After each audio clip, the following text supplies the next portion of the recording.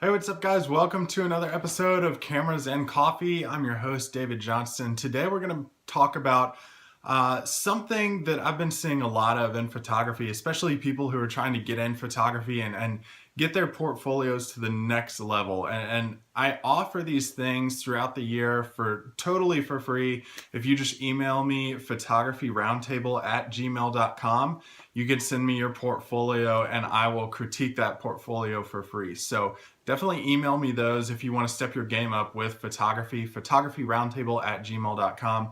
But what I've been seeing from a lot of people is they're really struggling with their horizon lines in their composition. And what I mean by that, if you look at the frame of this shot of this room right now, your frame is divided into thirds. So imagine two lines going like this down the screen, and then two lines dividing the top, middle, and bottom into thirds as well.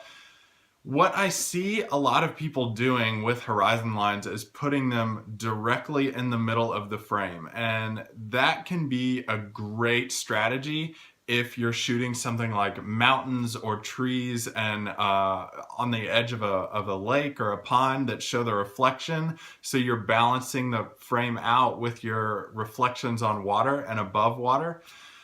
But if you're showing like a sunset and you have the horizon line dead in the middle, you're losing a lot of interest in the photograph. And what I mean by that is try to decide when you're shooting the photo and composing the photo what you want the subject of the photo to be. Do you want it to be of the colors in the sunset or the sunrise, or do you want it to be the foreground that you have in your image? So if you want it to be the foreground, put the horizon line up here on the top thirds line.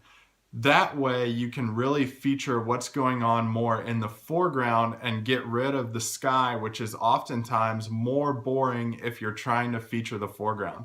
If the sky is really bright, really sunny, or has a lot of color and you want to feature that, just show big skies, put your horizon line down here at the bottom. So that way from here up is all the subject. So you're really focusing in on the subject and less on the more boring parts of the photograph. So just to recap, if you have a boring foreground, put your horizon line at the bottom. If you have an interesting foreground, throw your horizon line up at the top if you have a boring sky to pair it with.